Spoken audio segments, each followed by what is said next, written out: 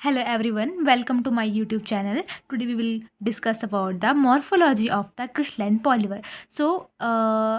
I already uploaded this video, but I think मुझे और ज़्यादा बताना चाहिए क्योंकि मैंने आधा बताया था उसमें. So let's get started. So, polymer morphology includes the study of physical form, arrangement and structure of the molecular aggregates of a polymer. यानी कहने की बात है कि जो पॉलीमर की जो मॉर्फोलॉजी होती है उसमें होता क्या क्या है. उसमें हम जो पॉलीमर होता है ना, बेसिकली मेरे पास पॉलीमर की मैं फिजिकल फॉर्म के बारे में पढ़ूंगी. वो किस तरह से अरेंज है. अरेंजमेंट से मतलब है क्या वो क्रिस्टलाइन है, क्या वो अमॉर्फस है. अरेंजमेंट वो है. क्रिस्टलाइन में ऑर्डर्ड अरेंजमेंट होता है, अमॉर्फस में अनऑर्डर्ड अरेंजमेंट होता है. तो अरेंजमेंट से मतलब इनका ये है, ठीक है. And structure of the molecular aggregates, जो मॉलिक्यूल के जो एग्रीगेट्स होते हैं ना पॉलीमर के, उनके बारे में बात की गई है मॉर्फोलॉजी के अंदर, ठीक है. तो ज़्यादातर पॉलीमर जो होते हैं show naturally the characteristics of both crystalline and amorphous solid. Simultaneous का मतलब नेचुरली, ठीक है. तो ज़्यादातर पॉलीमर जो होते हैं वो क्रिस्टलाइन भी होते हैं और अमॉर्फस भी होते हैं. बट जितना मैंने बीएससी में पढ़ा था, अभी तो एमएससी में मुझे जितना कुछ याद नहीं है क्योंकि मैं फिज़िक्स में कर रही हूँ. सो जितना मैंने पढ़ा है पॉलीमर के बारे में मैं आपको बताती हूँ. जो मैक्सिमम पॉलीमर्स होते हैं वो क्रिस्टलाइन बिहेवियर, क्रिस्टलाइन नेचर को शो करते हैं क्योंकि हर एक चीज़ चाहती है कि वो ऑर्डर में हो, ठीक है. कोई भी चीज़ नहीं चाहती है कि वो अनऑर्डर हो. सो मैक्सिमम जो हमारे पास पॉलीमर रहते हैं वो क्रिस्टलाइन फॉर्म में रहते हैं, ऑर्डर्ड फॉर्म में होते हैं, ऑर्डर्ड मैनर में होते हैं और ऑर्डर्ड अरेंजमेंट में होते हैं, right. So most polymers show simultaneous the characteristics of both crystalline and amorphous solid. यहाँ पे दोनों का दिया हुआ है, कोई बात नहीं, ये भी ठीक बात है, लेकिन मैं अपने उससे बता रही हूँ जितना मैंने पढ़ा है सॉलिड स्टेटेड फिजिक्स में पॉलीमर्स इन चीज़ों के बारे में. अच्छा, वो सॉलिड्स के बारे में, राइट, क्रिस्टलाइन फॉर्म में होते हैं, बट पॉलीमर का मान सकते हैं. The X-ray diffraction pattern shows that polymers are semi-crystalline. तो एक्सरे जब डायफ्रैक्शन पैटर्न आया, ठीक है, एक्सरेज हमने डाली तो हमें डायफ्रैक्शन पैटर्न मिला. उसमें मुझे ये पता चला कि जो पॉलीमर्स होते हैं वो सेमी क्रिस्टलाइन होते हैं, ठीक है. यानी उनमें से consisting of small sized ordered region, यानी छोटे छोटे ऑर्डर्ड रीजन होंगे. ऑर्डर मतलब क्रिस्टलाइनिटी, ठीक है, जिनको हम बोलेंगे क्रिस्टलाइट्स, ठीक है, जो कि इम्बेम्ड होंगे यानी कि घुसे हुए होंगे in an unordered amorphous matrix. Unordered amorphous matrix के अंदर वो ऑर्डर्ड रीजन इम्बेम्ड होंगे, राइट.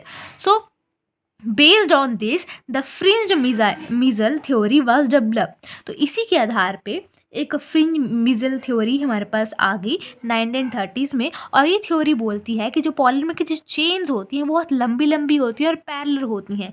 तो क्या आप इस डायग्राम को देख पा रहे हो. पॉलीमर की चेन्स होती हैं वो लंबी होती हैं, दूर दूर तक होती हैं, और क्या होती है मतलब पैरेलल होती हैं. तो ये क्या, ये पैरेलल है ऑब्वियसली, ये फ्रिंज मिजल है, राइट. तो वही है.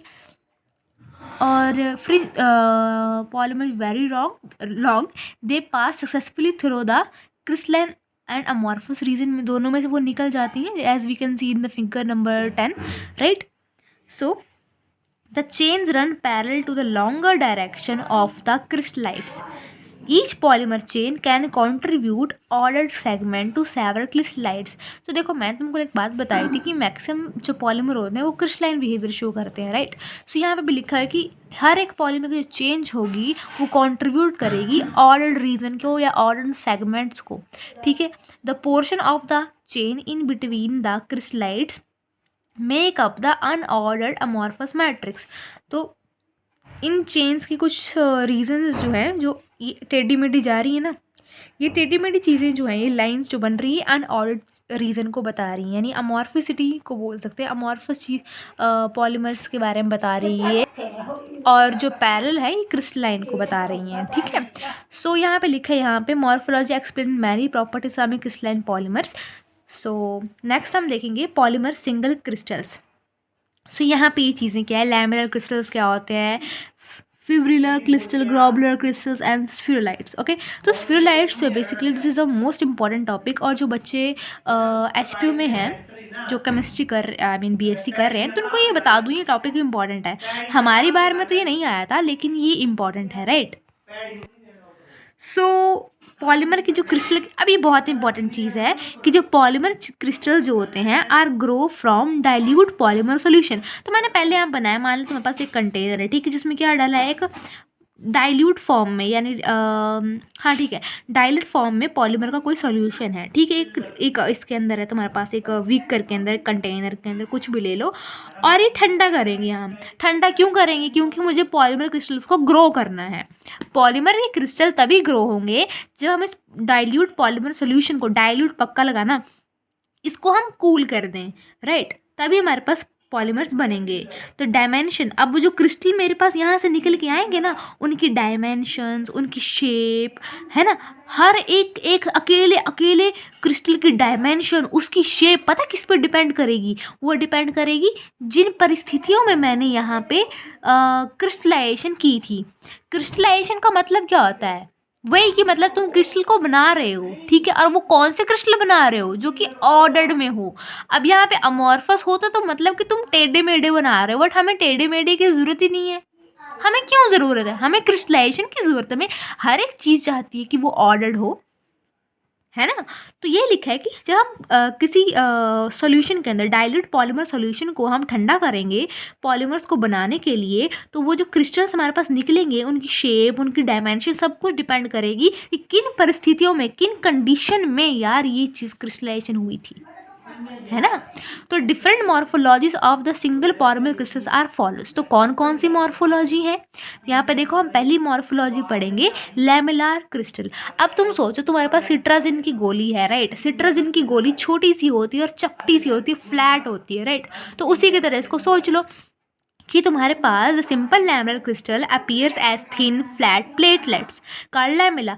अब हमारे प्लेटलेट्स, अगर तुमने बायोलॉजी पढ़ी हो 8th या 10th में, तो उसमें हम देखें कि प्लेटलेट्स भी पतले पतले चपटे से होते हैं। तो उसी तरह बताया कि लैमेलर क्रिस्टल जो होते हैं वो भी उस प्लेटलेट्स की तरह होते हैं बेसिकली, ठीक है। ये क्या होते हैं? 100 एंगस्ट्रॉम्स टू 200 एंगस्ट्रॉम तक होते हैं, यानी कि 10 नैनोमीटर और 20 नैनोमीटर। इतने पतले भाई, नैनोमीटर में चले जा चुके। नैनोमीटर पता कितना कितना छोटा हो सकता है? तो ये भाई 10 नैनोमीटर से 20 नैनोमीटर तक मोटे होते हैं। ठीक का मतलब यही होता है ना। Okay, so since polymer molecules are much longer than 100 Armstrong, therefore polymer molecules in a crystal appear to fold back. तो वो जो पॉलीमर के जो मॉलिक्यूल होंगे वो फोल्ड हो जाएंगे, यानी कि जैसे हम कागजों को फोल्ड करते हैं ना, एक के ऊपर एक, एक के ऊपर एक, वैसे करके, ठीक है। तो चेन फोल्डिंग में take place in 2 ways as shown in the figure 11A and B। All right, तो यहाँ पे बताया है जो चेन फोल्डिंग होगी वो इन दोनों इन फिगर्स को हम देख के बताते हैं। ऑल राइट, ठीक है। फर्स्ट केस में हम देख पा रहे हैं कि जो यहाँ पे रेगुलर है, यहाँ पे मतलब अब देखो यहाँ पे कुछ अजीब सा हो गया, एक ऑर्डर्ड मैनर है, लग रहा है कि क्रिस्टलाइजेशन की तरह, मतलब प्यारा सा लग रहा है। यहाँ पर देखो ये कहाँ चलेगी इसकी, ये देखो ये अनऑर्डर्ड लग रहा है, ठीक है। तो ये रेगुलर मैनर है, यानी ऑर्डर्ड मैनर है, और ये रेगुलर नहीं है, ठीक है। तो लिखा है फर्स्ट केस में जो चेन की जो फोल्डिंग हो रही है is regular and sharp with a uniform fold, एक मतलब यूनिफॉर्म फोल्ड है। The chain after coming out of crystal returns to it at a strictly definite distance, definite है यहाँ पे, ओके। तो यहाँ पे जो चेन है after coming out of crystal, जो क्रिस्टल से बाहर निकल रही है वापस चली जाएगी उसी क्रिस्टल के अंदर, ठीक है। जिस डिस्टेंस से चेन क्रिस्टल में से निकल रही है वापस उसी में चली जाएगी। तो रिजल्ट क्या मिलेगा? पॉलीमर की जो चेन होगी वो इस तरह से repeat repeat repeat repeat repeat, और ऐसी ऐसी रेगुलर उनकी रिपीटिंग फोल्ड्स रहेंगी, ठीक है। And the folding surface is regular structure. तो मतलब हम बोल सकते हैं कि जो फोल्डिंग का सरफेस है वो कैसा है? क्रिस्टलाइन, हम बोल सकते हैं क्रिस्टलाइन मैनर में है। तो this arrangement is called adjacent reentry model. इसको अपने पेपर में अंडरलाइन कर लेना, ठीक है। The chain coming out of lamella में रिटर्न, जो चेन वापस आ रही है लैमेला से वो उसी में वापस चली जाएगी, ठीक है। तो वही बात करिए। अब नेक्स्ट हम केस 2 की बात करें। In the case folding structure become quite disordered. यहाँ पे फोल्डिंग स्ट्रक्चर डिसऑर्डर बन चुका है जबकि ऊपर हमारे पास ऑर्डर था। तो इट फॉर्म्स लूप, तो ये हमें लूप की तरह नहीं लग रहा। Free ends and defective regions, ends तो फ्री हैं बट इनसाइड इट यहाँ पे डिफेक्टिव रीजंस हैं, तो उसको बोलेंगे non adjacent reentry model, right. So ये था हमारे पास। अब नेक्स्ट ये है हमारे पास कि जो थिकनेस होती है लैमेला की, जो डायमेंशन है crystalline and degree of defect on the folding region decide the morphology. सो ये जो डिफेक्ट्स, कितने डिग्री के डिफेक्ट्स हैं और उनकी फोल्डिंग वगैरह जो भी हो रही है यहाँ पे, इसकी, इसमें जो क्या डिफेक्ट है, इसमें कोई डिफेक्ट नहीं है, इसमें डिफेक्ट है, इसमें क्या कहते हैं डिग्री ऑफ डिफेक्ट्स हैं ऑन द फोल्डिंग रीजन, वो डिसाइड करेंगे कि मॉर्फोलॉजी क्रिस्टल की क्या होगी। ठीक है, तो फोल्डेड चेन जो होगी हमारे पास लैमेला क्रिस्टल की, वो मतलब क्रिस्टल के लिए नहीं होगी, लाइक जो मतलब जैसे हम बोल सकते हैं कि मतलब ये उन चीज़ों, मतलब जो मेल्ट से आते हैं क्रिस्टल, लाइक जैसे हम यहाँ पे लिखा भी है कि जो फोल्डेड चेयर लैमिना क्रिस्टल है, ये जो मॉर्फोलॉजी है is not for the crystal growth. Crystal crystal की जो सोल्यूशन मैंने आपको बताया था ना, क्रिस्टल ग्रो हो रहे हैं एक डाइल्यूट सोल्यूशन से, ये उसी के लिए नहीं है, बट ये किसके लिए है, जो मेल्ट है, बेसिकली जो पॉलीमर मेल्ट क्रिस्टलाइन फॉर्म्स, जो मेल्ट पॉलीमर्स हैं, उनके बारे में भी है ये। ठीक है, ये मॉर्फोलॉजी फिर से बताती हूँ, ये जो मॉर्फोलॉजी है हमारे पास is not only for the polymer that come from the dilute polymer solution, it is also for the polymer crystallized from the melt, जो मेल्ट में से क्रिस्टलाइज हो रहे हैं, ये मॉर्फोलॉजी उनके लिए भी है। खास इतना कुछ लिखने की ज़रूरत भी नहीं है, वैसे हमारे पास और भी हैं। सो ये बेसिक ये है कि जो मॉर्फोलॉजी होती है पॉलीमर क्रिस्टल की, ये हम ऑब्टेन करते हैं सोल्यूशन से, और ये डिपेंड करता है क्रिस्टलाइजेशन के ऊपर, और क्रिस्टलाइजेशन की कौन सी कंडीशंस हैं, जैसे कंडीशन कौन कौन सी है, वो क्रिस्टलाइजेशन कंडीशंस वो हैं बेसिकली टेम्परेचर, सॉल्वेंट किस तरह का है, कंसनट्रेशन क्या है मेरे पास, पॉलीमर का मॉलिक्यूल वेट कितना है। ठीक है, सो ये जो लैमेला है ये बेसिक यूनिट है पॉलीमर मॉर्फोलॉजी की। ठीक है, सो अलग अलग तरह की अरेंजमेंट्स होती हैं लैमेला की जो कॉज करती हैं डिफरेंस को।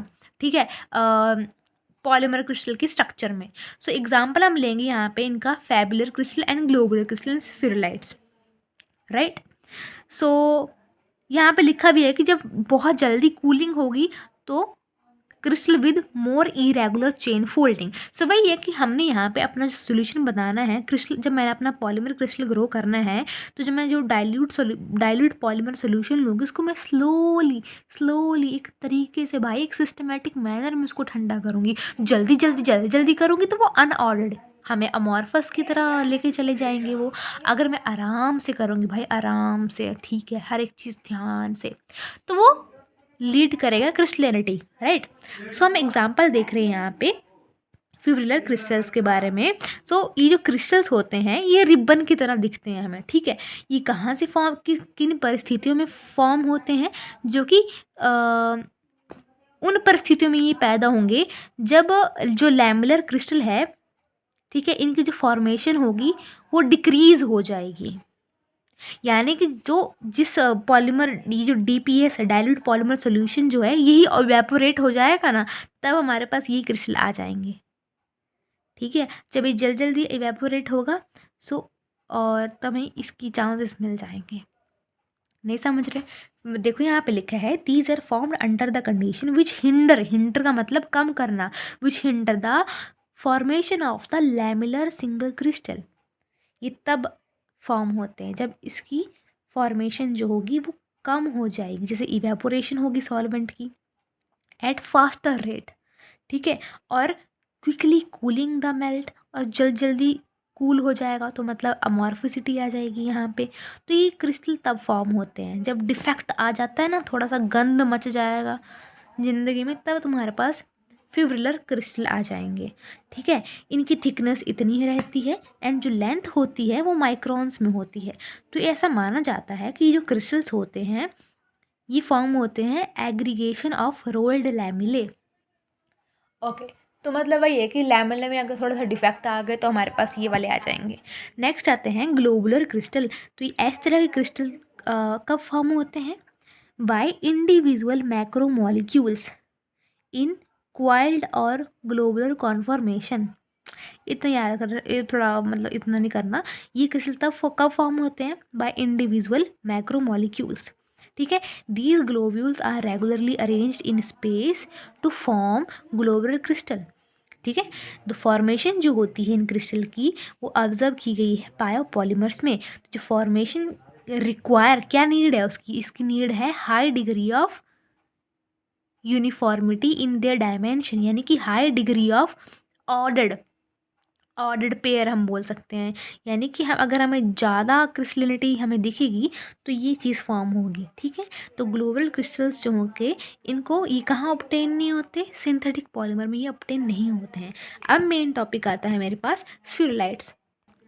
तो देखिए स्फीरुलाइट्स क्या होते हैं। तो यहाँ पे लिखा है ज़्यादातर पॉलीमर जो होते हैं वो क्रिस्टलाइज होते हैं फ्रॉम मेल्ट, हैव स्फीरुलाइट स्ट्रक्चर, ठीक है। तो वही है कि ज़्यादातर पॉलीमर हमारे पास क्रिस्टलाइज्ड फ्रॉम मेल्ट में से